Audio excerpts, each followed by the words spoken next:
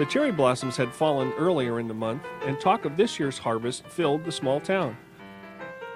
Pop English's drugstore was a welcome stop for the area children, happily purchasing a bottle of Orange Crush before making their way home for evening chores. Orchards stretched to the Columbia River, and the chalk-white cliffs signaled to travelers that home was nearby. It was as if Norman Rockwell himself had used the small town of White Bluffs for his inspiration of Americana. But the future of White Bluffs and its neighboring town of Hanford was far from serene.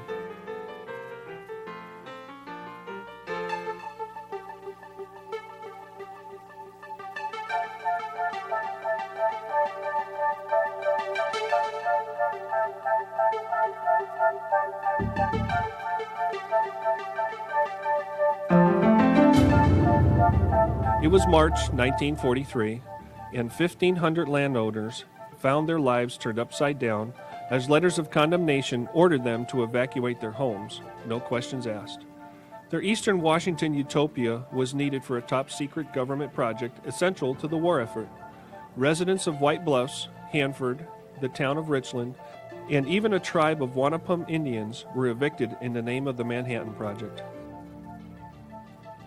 Most residents had 30 days, some as few as 2, to pack up their households and find other accommodations beyond the boundaries of the newly established Hanford Works Project. At first, many residents fought back, refusing to leave the land they had worked so hard to develop. But in the end, only the tumbleweeds were allowed to remain.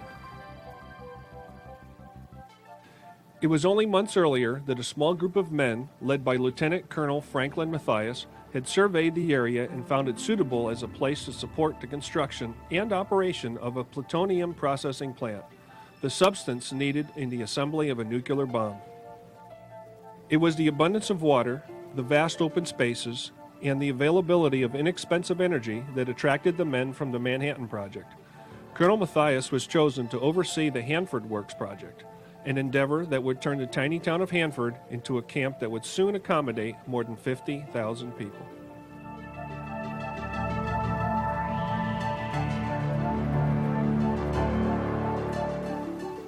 They came for the water, they came for the land, they came for my home on which it would stand. It was for the war effort, or so they would say. No choice could be made, they would not let us stay. The bulldozers came, the crops went down. Barely a memory was left in Hanford town. No time for regret. Now lift up your chin, for it's the war we go, boy, and the war we will. Government trailers available found cozy, or to most, cramped accommodations at the Hanford Trailer Park. And apparently it was started actually before the people in the Hanford town site even knew what was happening. There were survey work and things going on. I imagine there was some pretty interesting speculation at that point what was happening. But little did we ever know or realize what we were at the beginning of. Had no idea. Well, we knew those people were leaving. Yes, we did. Because there were some houses where the people had already gone. And like I said, their chickens were running in the front yard. There were kids' tricycles and wagons in the front yard, and the houses were empty. But the amazing thing to me is between the construction camp, or for the workers, both the single, male and female, and the families, they created this 51,000 person city with essentially all the services you need to keep that many people reasonably healthy and comfortable, in a wartime situation. So you saw every kind of trailer you could think of. In those days, trailers were built like for recreation purposes, and somebody got onto this construction whatever and epidemic and started building trailers that people bought and moved out here. Some of them were manufactured trailers, and some of them were homemade trailers because, a lot of people, everybody wanted their family there, and that was the only way they could have their family there. Because they were just building Richland, and so there wasn't any housing there at that time. Hanford Camp was a place kept so secret that even the amount of beer consumed by its residents couldn't be disclosed for security reasons. Speculations abound, as most deduced it was a poisonous gas plant, or perhaps a sandpaper factory, since it seemed sand was in abundance. One thing that we all had in common at Hanford, it was drilled into us from day one, was security. Oh, yeah. And everywhere you turned, they'd have different logos and signs. And we didn't know what was going on, but we were warned not to talk about it. If anybody asks you, what do you do at Hanford? Well, I don't know, I just work. Nobody knew what to say anyway because it was so hush. No one Nobody knew. knew. It was just such a different thing. Of course, I'd come from Tacoma, and it's crowded in Tacoma, but then there was streets and sidewalks and everything, and there wasn't in Hanford. They had some boardwalks down, like in front of the stores, but there wasn't sidewalks. And the buses ran all the time. The buses kind of ran in a circle all the time, and the trailer camp was on one side, the barracks were over on the other side, and then sort of in between was where the commissary was. Well, we all wondered what we were doing, but we were told by the government, you know, this is for the good of the country, and we were all for the good of the country, you know, and so we were willing to do it.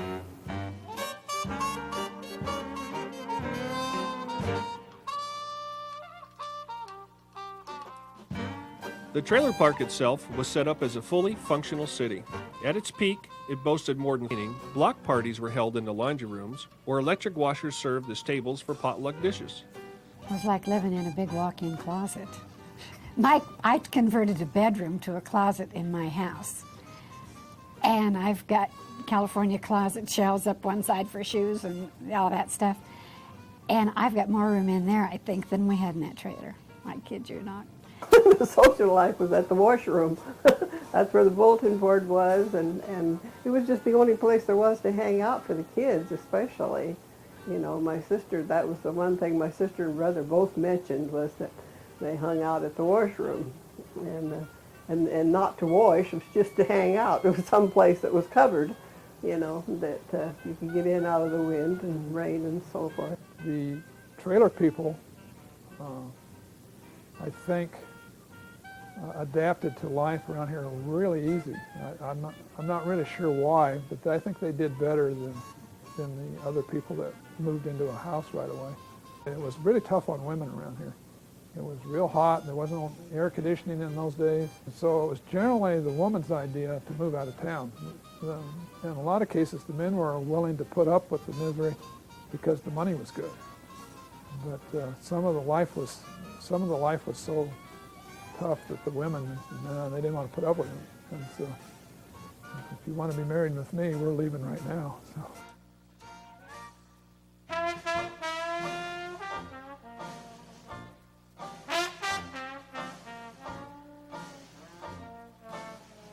People came from every state in search of work.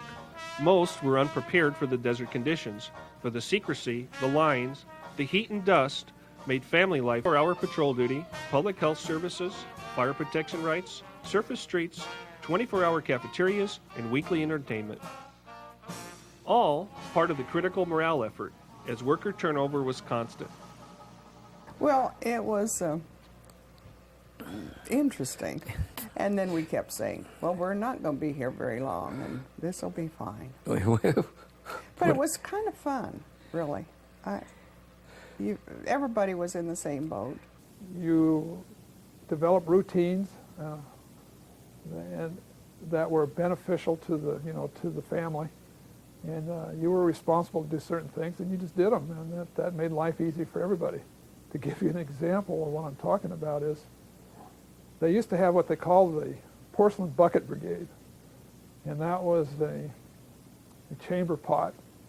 So none of the trailers had bathrooms, and even if they did, they had no hookup for the bathroom. They did have a hookup for your sink to take gray water, but they had nothing for sanitary. So you had to utilize the washrooms where the bathroom facilities were located. And so in the morning, you would see all the ladies headed for the wash house with this porcelain bucket to dump it and wash it out and bring it back to the trailer. Well, that was, in the early days, that was only women did that. Then finally, I don't know, somebody spotted a man doing one, and pretty soon the wives were beating on their husbands, so then it became anybody's job. And then it finally got down to us kids were doing it. And so And so in the morning, that was my brother and I's job to, one of us had to take the porcelain pot over and dump it and wash it out and bring it back. Well, I suppose we had to get up early. Seats. It was a long Long bar. You call it, is that a bar? I Anyway, guess it was about 20, counter. maybe more. And then they'd stand behind a seat and be 14, 15 people deep. So there was 300 people there waiting to get a dish of ice cream at one time.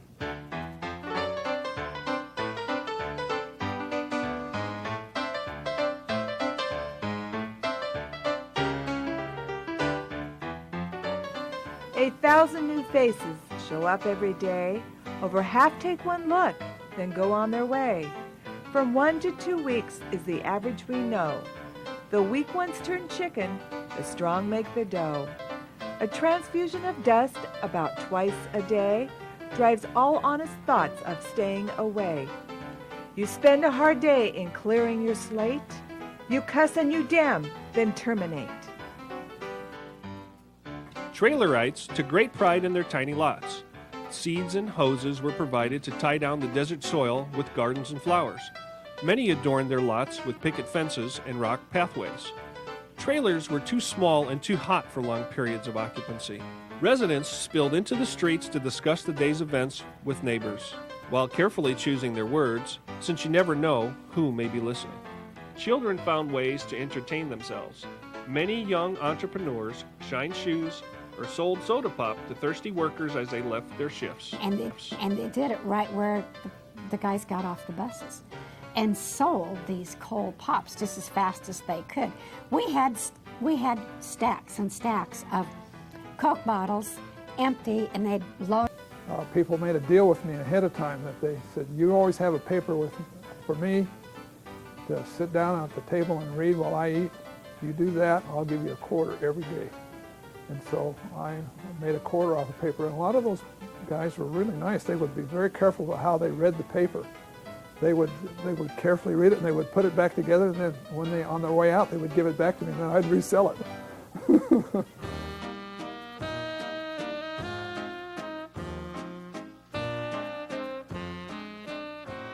Food was probably one of the largest morale boosters, and food was plentiful. 8 24-hour mess halls were open for camp and construction residents. 25 million meals were served through these mess halls, with the equivalency of 50 tons of food per meal. Entertainment was always available. A movie house ran 24 hours a day, and top-name bands such as Kay Kaiser performed regularly. Entertainers were generally brought in and out of the camp at night, so they didn't get much of an idea of the kind of place they had visited and its location. A baseball field, skating rink, billiard room, dance hall, and library were available to keep the residents' minds occupied on recreation and not on the concrete structures that were rising quickly above the desert landscape. They provided a lot of inducement to get people to come here. Because they didn't want people to leave. Because I know my husband said that he wanted to leave a lot of times before he met me because he just got so lonesome. They realized after they got started in construction, they were losing a lot of people, leaving again. I guess the estimate is something like 151,000 people cycled through the place. And so they realized they were going. Secrecy reigned supreme. All mail and phone transmissions in and out of the camp were monitored. Supervisors stressed to workers the importance of their mission while not knowing themselves what the mission was. But the workers kept coming, the camp kept growing, and the lines never seemed to stop. By February 1945, when main construction was completed, over 250,000 people had made their way through the gates of Hanford. Most packed up and moved out of state. The workers that were to remain were relocated in the government-built town of Richland. The trailers scattered and the bulldozers returned to hide the remnants of what had been in the desert sand. By February 22nd of 45, the camp was and I can't say abandoned, they moved everyone out. That coincided with the F reactor, which was 7 miles up the river going critical. And they had a safety law there that nobody could live that close to an active reactor. So at that point, the construction actually was winding down, and they moved people into Richland, or people just moved on to other jobs. By the time we left, it was getting pretty well, the camp was pretty well emptied out, and there really weren't too many trailers. We were virtually some of the very last ones there. I thought it was so big I had a boyfriend. And it was so sad that day. It was on a Sunday, and his folks pulled out before we did. I was brokenhearted. I can remember that day so well. A short time ago, an American airplane dropped one bomb on Hiroshima and destroyed its usefulness to the enemy. We have used it in order to sharpen. You were basically looking at people who were past a draft age, so they were middle-aged, and they were doers. They really did a lot of stuff with what they had, and that, when you think about it, you can really get into that. It's really kind of a tribute to those people, what they did. It was once that I was happy, my life was filled with cheer. I never had seen Hanford till the patrol brought me here.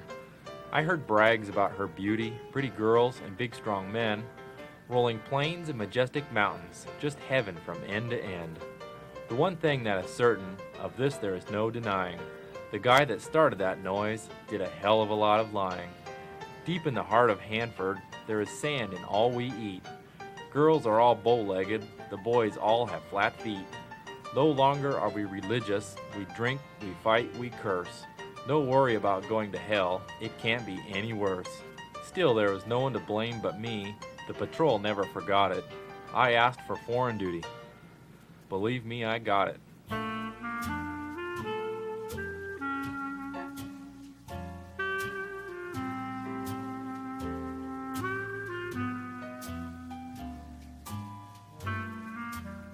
Camp Hanford itself may have vanished into history, but its mission lived on.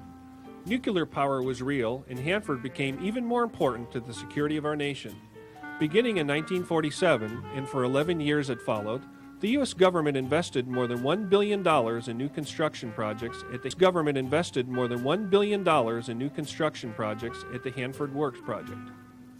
From 45, 46, 47, things kind of sat out there. At one of the reports I've read, they said there was a top secret report they'd given to the North Richland camp was announced in full detail by Richland's local newspaper. By January 1948, it was estimated that the camp would house 25,000 people.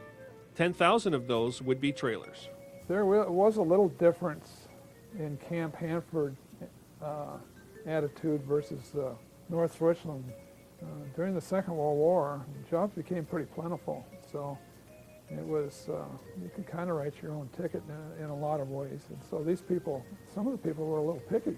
The people that came here that lived in North Richland, they were darn glad that they had jobs. I can remember a guy telling my dad when they were talking about being laid off, my dad said something to me, he said, "Are you going to leave this area? Go back to Arkansas?" He says, "No, I'm not going back to Arkansas." He says, "This is the best job I ever had." And he said, "I'm staying right here." The layout of the camp mirrored its predecessor, with all utilities and amenities provided for $4.20 per week. Most of the trailer occupants made the best of their situation while they waited for a home to become available in nearby Richland. Yards, flowers, and painted fences decorated the newly established camp. The people in Richland, they looked down their nose at the people in North Richland because they were construction workers.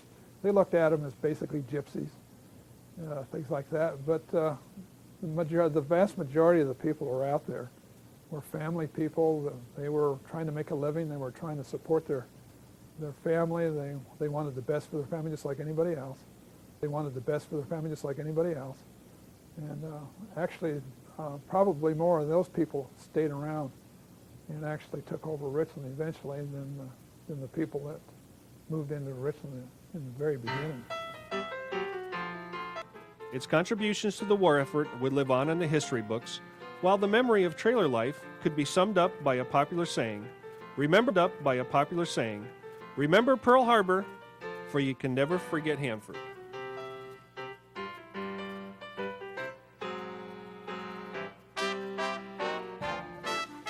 Far over the mountains my pathway did lead. For days I was hauled by a great iron steed. A short run by bus, my trip was complete. I landed in Hanford Town, all quiet and neat. The barracks enclosed in a wire-fenced lot, a small room with its dresser and cot. With drink, fights, and gambling, and prayers mighty few, this boom town of Hanford was sure something new. People from all walks and stations of life, the unmarried young, the aged husband and wife, the lean Suntown farmer from Arkansas, the preacher and lawyer from old Iowa, the godly and wicked and all in between, coming by car, bus, and trailer are seen.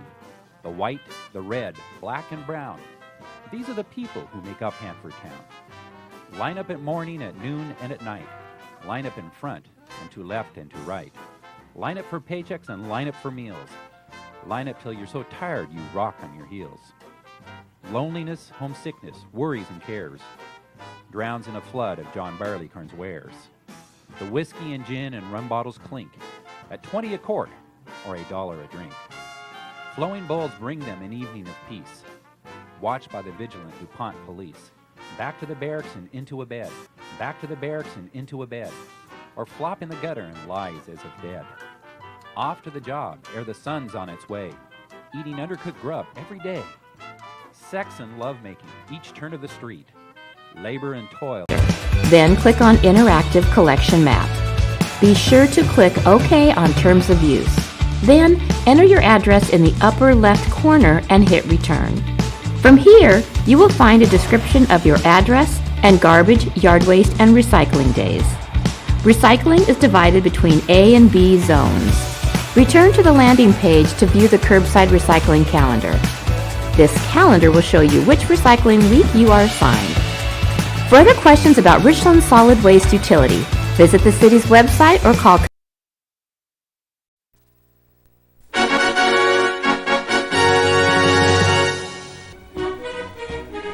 It stands alone among the sagebrush and the sand, like a fortress against the elements. Its windowless concrete walls reach upward into the desert sky. It was the first, one of 3 built during the war, and one of 9 eventually constructed along a 50-kilometer stretch of the Columbia River known as Hanford. It was referred to as the Pile by its workers and was given an innocuous title of 105B, or simply B.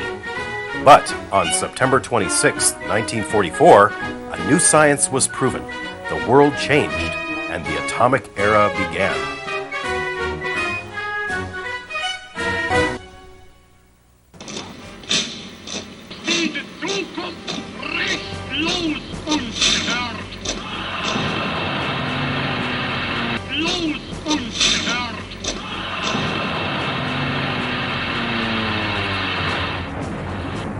It was August 1939, and tensions throughout the world provoked renowned scientist and physicist Albert Einstein to draft a letter to President Roosevelt, informing him of the works, cost over $20 billion, employ hundreds of thousands of construction workers, all sworn to secrecy, displace families and communities, and create an environmental cleanup legacy that is still prevalent today. All with only one purpose in mind, to create an atomic bomb.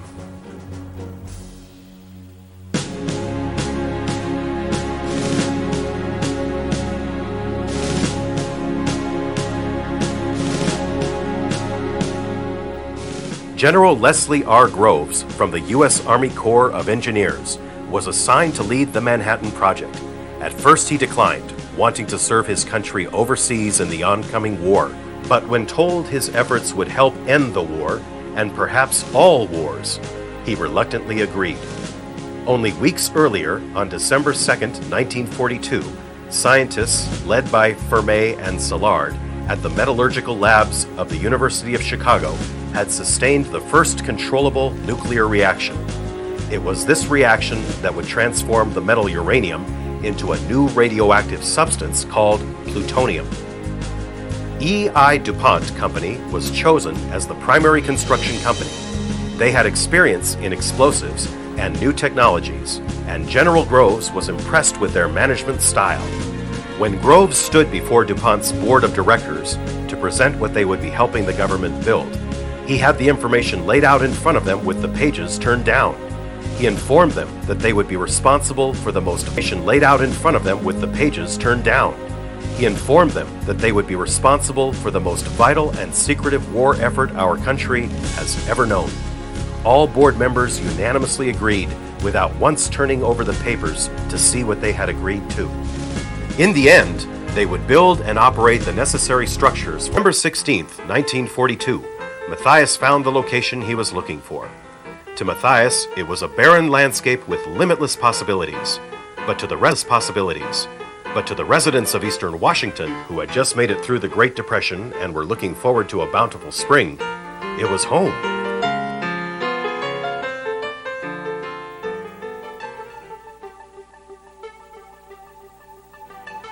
On New Year's Eve, Matthias and his team from DuPont met with General Groves to report their findings. By March 1943, 1,500 landowners found their lives turned upside down as letters of condemnation ordered them to evacuate their homes, no questions asked, and make way for a top-secret government project essential to the war effort. Residents of White Bluffs, Hanford, the town of Richland, and even a tribe of Wanapum Indians were evicted in the name of the Manhattan Project. Groves, duly impressed with his young lieutenant colonel, asked Matthias to oversee construction of the Hanford Engineer Works, also called Site W. It was determined that a temporary camp was all that was needed. The only permanent structures were to be the processing and production plants. Living quarters to house the permanent workers would be built in nearby Richland. Construction barracks were built for the men and women who streamed into Hanford with promises of high-paying wages. They were segregated by gender and race, with the women's camp under 24-hour guard. Smitten couples were reduced to women's camp under 24-hour guard. Smitten couples were reduced to holding hands between the fences. Those lucky enough to bring their home in tow or to rent one of the few government trailers available found cozy, or to most, cramped accommodations at the Hanford Trailer Park. Much more experienced people. Jobs were easy to find. Or you'd stop, light a cigarette on a street corner and get 2 job offers. Or you'd stop, light a cigarette on a street corner and get 2 job offers. You just had to be willing to learn and work safely, and that was all needed. They didn't have reactor operators on the circuit anywhere, so they trained you on the job. It was a different world in the 1940s. First of all, there was abundant trust of the government, and there was a different ethic in terms of if you're assigned to do a job, you do the job, and you really don't ask any questions. And that even held true in normal industry to some extent, although it was exaggerated here. We had a situation where people were told, you're doing important war work, it's out west, and that's all we're going to tell you. As Camp Hanford grew to over 50,000 residents, so too did the large concrete structures along the Columbia River. The basic design of B reactor was derived from the experimental reactor built at the University of Chicago, albeit with one slight modification. The test reactor at Chicago operated at a power level of 1/2 a watt. B would attain a power level of 250 million watts. B reactor's core would be built as a 3-story assembly of graphite blocks drilled through with a cylindrical lattice of channels into which would be inserted slugs of uranium metal coated with aluminum. 9 metal horizontal into which would be inserted slugs of uranium metal coated with aluminum. 9 metal horizontal control rods separated the channels, and 29 vertical safety rods were available to shut the process down. When the control rods were removed, the uranium would begin a reaction and create heat. Water from the Columbia River. Transmutation to me was unbelievable. You figure the reactors are only designed for just to end the war.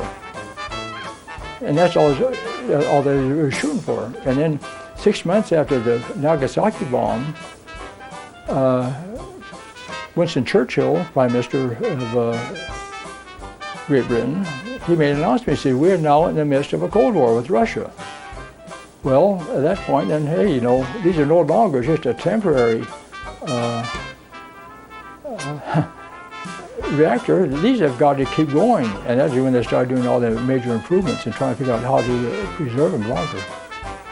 The B reactor has a lot to say for what it has accomplished. Since the process of producing plutonium was new and unproven, many construction techniques and procedures had to be invented as it went along. It was noted that the finished blueprints to B reactor were not even delivered to the site until 2 weeks after the reactor went critical. You talk about having to be innovative. They had to be innovative. The first chief operator I had when I went to work out there went out to the reactors. And I said, "What's all these pipes?"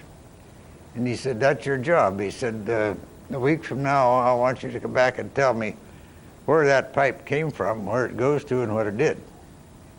And that was just the way they taught us. You had to teach yourself. And if there was anything there that you was wondering about, you had to go make a drawing and figure out or make a statement on what it did.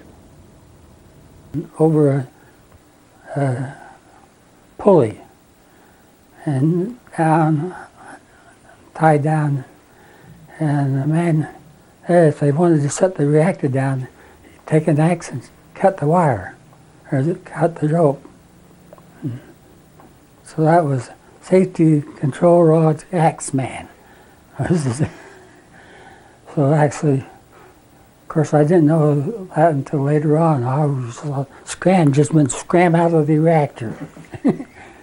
We had to get out in a hurry. The thing that becomes instilled, it's second nature, is safety.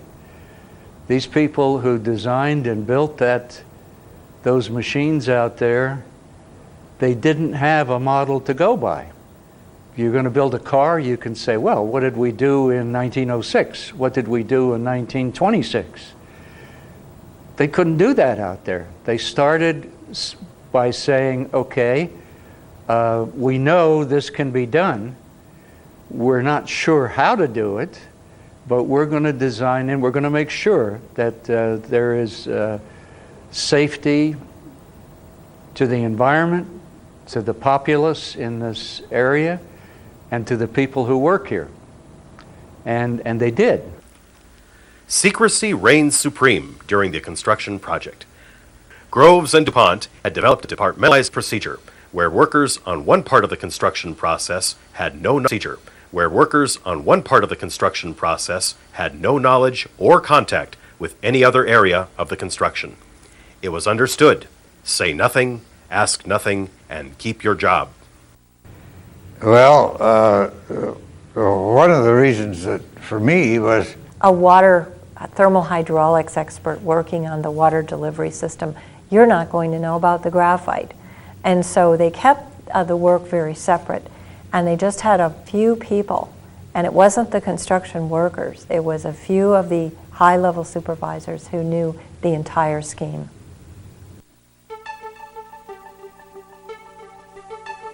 On September 26, 1944, 18 months from beginning construction, B reactor was activated.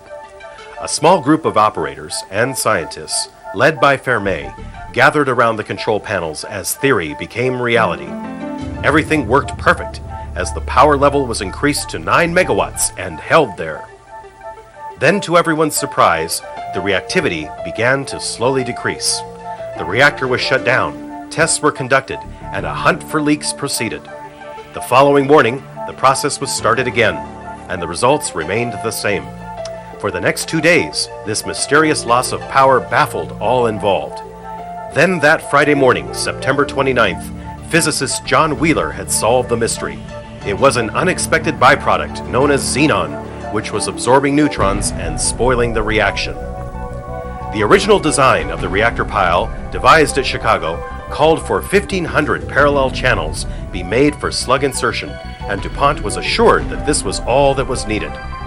DuPont's engineers, through conservatism or perhaps wariness of Met Lab's overconfidence, had added 504 extra channels to the design. The solution was simple: load more slugs into the extra channels and increase the reactivity to override the xenon effect.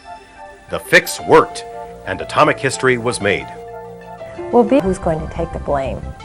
And so at that point, the scientists said, okay, put in some extra tubes, do what you want, sort of thinking they will never be needed. They were needed. And so that's why the machine, B reactor, is just as much a product of engineering as a product of science. On November 24th, 1944, B reactor's first irradiated slugs were pushed into the cooling pool. By then, the Hanford Engineer Works was the third largest city in the state of Washington. A thriving society of 40,000 employees quartered in barracks, the world's largest trailer court with 13,000 residents, 8 mess halls, each the size of a football field, 2 grocery stores, 4 ice houses, a lumber yard, 2 automobile service stations, an electrical fix-it shop, and even a dog pound were set up to service this temporary city. A schoolhouse and gymnasium for children up to the 8th grade were located in the main camp area. High school students were furnished free bus transportation to neighboring Richland. All needs were factored in, including 24-hour patrol duty, public health services, fire protection rights, surface streets, 24-hour cafeterias, and weekly entertainment. All part of the critical morale effort as worker turnover was constant. People came from every state in search of work. Most were unprepared for the desert conditions, for the secrecy, the lines, the heat, and the dust made family life far from ordinary. I'm reminded of the fact that the only way a man could get in the gate, that the fence that surrounded that facility, women's barracks and the women's rec hall, was to be in the company of a woman. You bring food to us, and if we finished cleaning up one dish, we'd raise it in the air and they'd come and bring us another one. On February 1st, 1945, Mathias himself delivered the first shipment of processed plutonium to the test lab in Los Alamos, New Mexico. The container was about a 2-foot cube wrapped in paper and secured tightly with ropes. He was driven to Portland and went by train to Los Angeles, where he met a courier who would deliver the product to Los Alamos. Well, when Colonel Mathias met this other man at Los Angeles, of course the other man did not know what he was carrying because that was part of wartime secrecy and nobody was supposed to know all the parts. Well, Mathias knew that this was extremely dangerous and expensive and valuable material. So he asked the other fellow if he had booked a sleeping booth in the train, and the man said, no, I'm just going to kind of sleep sitting up in my seat. And Mathias said, well, you might want to get a sleeping booth with a locking door because the product you're carrying is worth $350 million. Well, in those days, that was a huge amount of money. That's about $4 billion today. And so it was shockingly huge to that man. He'd never heard of anything in his life that cost that much. And Mathias was, of course, referring to the cost of the whole Hanford endeavor.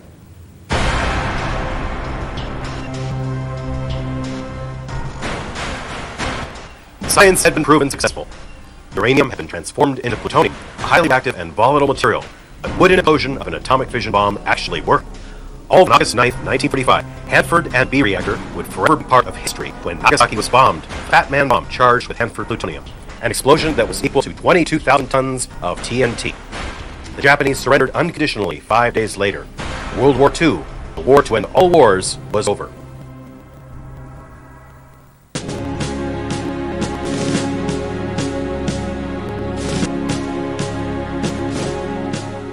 B continued on producing plutonium to fuel the burgeoning U.S. nuclear arsenal as America became involved in a new kind of war, the Cold War. On February 13, 1968, B reactors shut down for good. Over the life of B, further testing, improvements, and innovation were commonplace. Its existence not only changed the way societies conduct war and peace, but paved the way for the new technology of nuclear energy, science, and medicine. The American Society of Mechanical Engineers in 1976 summed up its contributions to history with the awarding of B reactor as a National Historic Engineering Landmark, calling B one of man's most brilliant, scientific, and advanced engineering achievements. Well, you know, when we think about preserving B reactor, we think about why would we do that, you know? Well, think about any other great icon in American history. Think about the Liberty Bell. The Liberty Bell is old and it's cracked. It's not very valuable all by itself, but it symbolizes to us the fact that we're all connected, that we are a nation, that we have common goals, that there are things we will fight for. The same thing is true when you visit Appomattox Courthouse, where the Civil War ended, or you visit the White House, or you visit the bridge at Lexington and Concord, where the American Revolution, something about loss, about waste in the Columbia River, about loss of life. It has a lot of lessons to teach. So whether people are in favor of the reactor, think the reactor was a good thing to build, or they think it was a terrible thing to build and it never should have been built, I think all people will agree it should be preserved, because if it's not preserved, we won't debate it, we won't learn its lessons, and its voice will be silent.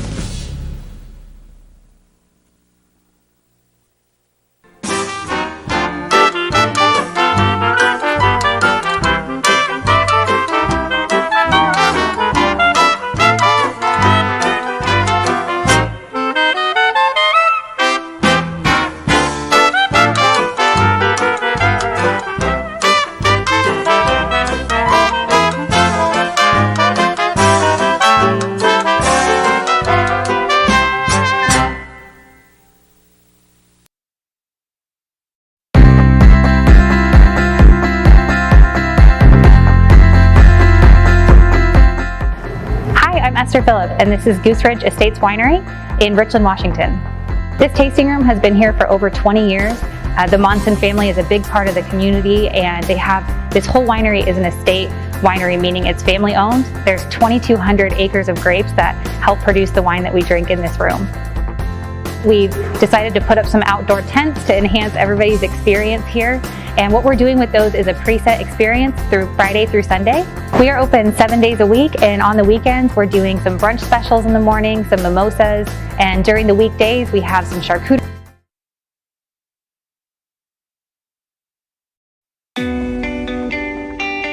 The City of Richland strives to make information about your municipal government accessible. Most information you seek is available from the city's website. This includes park and recreation related activities. To start, go to the city's website and click on Departments, then Parks and Recreation. Or go directly to the parks pages at richlandparksandrec.com. From this page, click on E-Activity Guide. The guide is browser-based. No plugins or special software is required. Here you can find out about the latest class or event, or check out the amenities that each of our parks offers. With a click of a mouse, you can get information about a specific class or sign up for activities. Simply click on the activity and add the class or event to your shopping cart. You will need to log in to your account prior to registering. If you do not have an account, you can create an account online. Because the e-activity guide is interactive, you can also find links to a variety of groups and organizations that provide added recreational opportunities, or link to Parks and Recreation Facebook pages.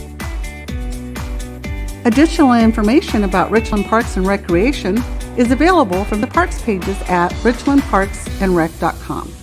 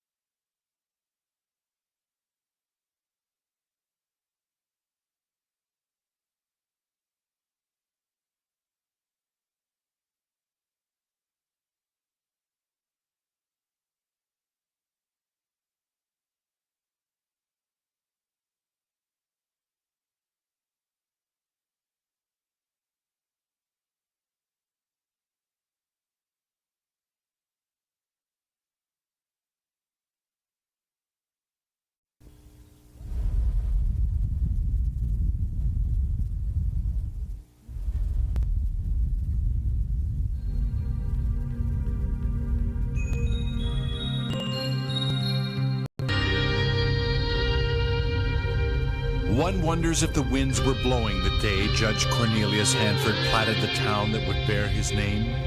Did he give much consideration